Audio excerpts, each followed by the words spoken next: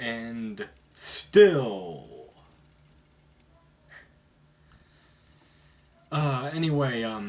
UFC 136, this is my review. Slugfest Wizard here. Back doing the thing.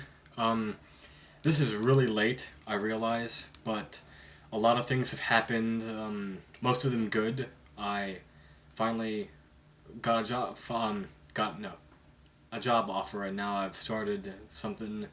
It's a state job, and that's all I'm going to say about it. So, I've been really busy doing a lot, it takes a lot of time out of the day, all those things, that whole deal. I'm getting up earlier, but making some money again. Anyway, first, before we get into the good news about, the card last on October the 8th, the bad news. George Russ St. Pierre will not be fighting. He is later on this month. He is out with a knee injury. Carlos Condit will not be facing him for George St. Pierre's welterweight title, and GSP. I was really looking forward to that fight. It's too bad, and now BJ Penn versus Nick Diaz has been upgraded to the main event. Despite that disappointment, UFC 137 offers a lot of really intriguing matchups, and it's going to be great to see Nick Diaz finally back in the UFC. Because, if you're a casual UFC fan, you've probably forgotten who Nick Diaz is, but let's just say at Strikeforce, he's been handling things. I'll keep it at that. Alright, from the top. Frankie Edgar retains his UFC lightweight belt, and I just gotta say, oh my gosh, you did it, man. Alright, I wouldn't have picked Frankie Edgar to win by knockout in this fight, but he did it. First, the way it looked to me, when he fought Gray Maynard again, it seemed like from the first round it was just going to be a matter of time. Gray Maynard came out there and he looked more calculated, he was patient, and he was looking to, instead of looking to wrestle, he was just, trying to land that uppercut or that one shot to put Frankie away, and Edgar did look like he was on the verge of being finished that first round again. That wasn't 10-7 and it wasn't 10-9. That was a 10-8 round, the first round. Second round, Frankie Edgar comes back, wins that one. He then wins the third one, and he puts him away with strikes in the third. It's not too often we see someone get rocked with strikes when they're trying to take someone down, and then Edgar just saw an opening, ran in there, clocked Gray Maynard like 4 times with a right hook, and that's all she wrote. Gray Maynard has got to be really disappointed from this loss. I don't think there was probably anybody at the arena that night that was more disappointed than he was. His corner was even telling him, "Man, you haven't been shooting at all. Come on, wrestle with him." But that's what happened. Anyway, what's next for Gray Maynard? Melvin Guillard maybe, and I'll talk about that when I get there. And for Frankie Edgar, man, thank you for retaining that belt, man. I got Frankie right now. He's not the number 2 pound-for-pound fighter in the world, like Dana White said. I wait until he does a few things first. He's only defended the belt, technically, twice. BJ Penn, Gray Maynard. He won knockout of the night. That's good also. But Frankie Edgar, he's definitely, obviously, top 5 lightweight in the world. I think I've got him at the number 3 or the number 2 best lightweight in the world, and I can't really call him the best lightweight in the world until he could be. Alright, he could be. And I hope he defends that belt, but if Frankie Edgar were to fight Gilbert Melendez, that'd be a difficult matchup, and I don't know if I'd pick Frankie to win that one. I'd be rooting for him, though, so there you go. As for Frankie, give him another up-and-coming lightweight. So, plenty of room in that division. Next fight. Jose Aldo versus Kenny Florian. This ended up also being kind of a disappointing fight. If you watch footage of Jose Aldo in the WEC back when he was killing it, he wrecked everyone that got in his way. He knocked out all of his opponents, finished them, and he looked amazing. He really looked like the best featherweight in the world. And, the only guy that went all 5 rounds with him was Uriah Faber. And even then, that was a complete domination also. But in this fight, Kenny Florian actually won the first round. There were many chances, I think, that Aldo could have taken, but it's almost as if Aldo was afraid to strike for half of this fight because he was too worried about grappling with Kenny Florian. And it's got to be tough for Kenny Florian, too. He is now 0-3 in UFC title fights. He'll probably never get a fight, like a title fight again in the organization, unless, of course, one of the champions, they relinquish their belt or something. So, there you go. I think maybe Kenny Florian even could have won another round, mostly off of his control against the cage. But meanwhile, Aldo was the one landing the 1-2 combinations and the leg kicks. He did not look like he was that strong in this fight, and he was nowhere near as fast. He looked better in the Mark Hominick fight. He's been smashing everyone, and of course he comes to the UFC, and he's very decision-friendly. But anyway, Jose Aldo retained the belt. He kept it. It was a unanimous decision. 49-46. 49-46 all across the board. So, if Jose Aldo fights Chad Mendes like that, and if Aldo is as exhausted, and if he gasses in like a round like he's been doing, Chad Mendes could beat him. So people are already saying that Aldo could go up to lightweight, and even in there, he could give Frankie Edgar some problems. But Frankie Edgar obviously has the better conditioning. Next bout.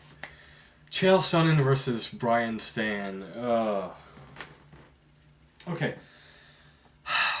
This fight reminded me why, Hold on, no. Why was Brian Stann the favorite to win this fight on 411 Mania? Brian Stann, he seems like he's a nice guy. He's the American hero, the Marine. He's really just a moderate striker with no grappling and no wrestling. So, throwing a leg kick in the second round was the last thing that he should have done against Chael Sonnen. But I gotta say, Chael Sonnen didn't look like that he hadn't fought in over a year and a half. He looked like he had just fought last month. He was on fire, so to speak. And amazingly, he actually finished Brian Stann. For those of you who don't know, Chael Sonnen's submission victory over Brian Stann with an arm triangle choke in the second round is Chael Sonnen's first ever UFC victory in which he has finished an opponent. The rest have been decisions. There you go. Oh, does this mean that... Now, guys, don't say that Chael Sonnen is now... He's practicing jiu-jitsu, and... Brian Stann wasn't throwing up anything. Any submission attempts from this fight. And, for as good as Sonnen looked, I hate what he did after the fight. I don't care how entertaining it was. It's fake. It's ugly, this will get casual fans interested. It will. But Dana White, please, Dana White, do not give Chael Sonnen an immediate rematch against Anderson Silva because he beat a guy he was supposed to beat. And Anderson Silva already finished him, Don't just do it because the fight will make lots of money. I'd still pick Silva to win that one. And I still believe Anderson Silva was baiting Chael Sonnen the entire time. Yeah.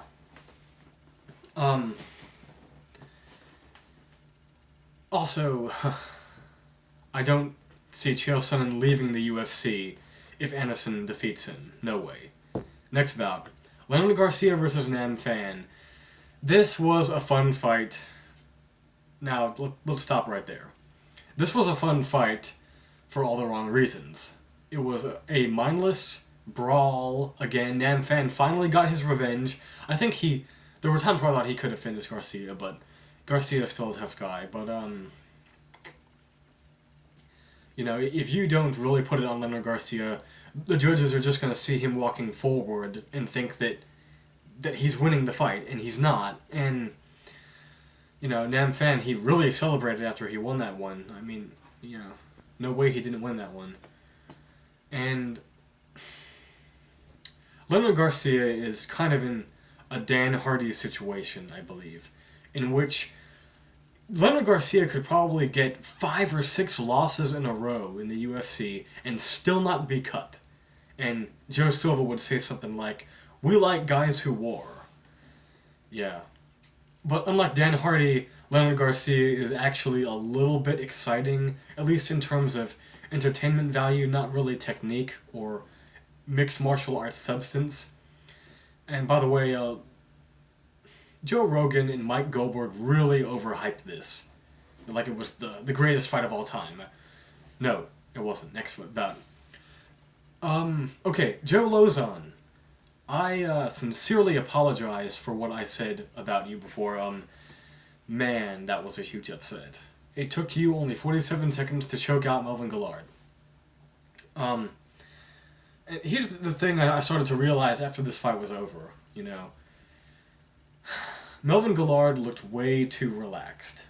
And, I even said it, that, if, that Joe Lauzon's only chance to win this, to defeat Melvin Guillard would be, is if, if by some miracle he managed to submit him, but first you've got to get to him and every fight starts on the feet, and, I didn't really think that Joe Lauzon had that strong of a chin, but Melvin Guillard looked way too relaxed. He, this is the kind of stuff that pulled back old school fighters like Oleg Taktarov, where they're really good. They've got a lot of talent and lots of work ethic, but if you're too relaxed, you can get caught by a knockout strike or something. Hold on.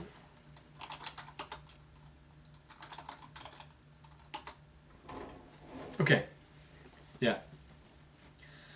By the way, I also started to realize something. If you look back at all of Melvin Guillard's wins, can someone tell me, when was the last time Melvin Guillard was in a fight in which he got rocked badly with a strike to the chin, or where he got hit really hard in the face and ended up winning the fight somehow? I can't remember. Joe Daddy Stevenson, he hit him with a punch and choked him out in like 27 seconds. And, let me see. Yeah, Nate Diaz didn't really rock him. He just kind of fell into a submission, arm and guillotine choke back then. And he also got choked out by Rich Clemente. So what? This is a tough spot for Melvin Guillard. He was on his way to becoming, easily the #1 contender. Now Joe Lauzon could maybe fight Frankie Edgar. That'd be a great fight. I'd still pick Frankie Edgar in that fight because Edgar, I think, still has a much tougher chin than Melvin Guillard. There's a reason why Frankie Edgar still hasn't been finished yet. And let's go through the rest of the card quickly. Alright, Damian Maia, you got the win over Jorge Santiago. That's good. By unanimous decision. Every single fight on the undercard and on the television card went to unanimous decisions, so oh well, can't get finishes all the time. Anthony Pettis finally got a win over Jeremy Stevens. Anthony Pettis kind of looked like Clay Guida in this fight, Good old-fashioned lay and pray, get him against the fence, hold him down. But, he showed some pretty good striking on the feet, too, so anyway, that's good. Joey Beltran lost. Darren Elkins defeated Zhang Taekwon. Aaron Simpson beat Eric Schaefer. Eric Schaefer is probably in danger of being cut. Steve Cantwell lost to Mike Macenzio. Steve Cantwell's also probably cut.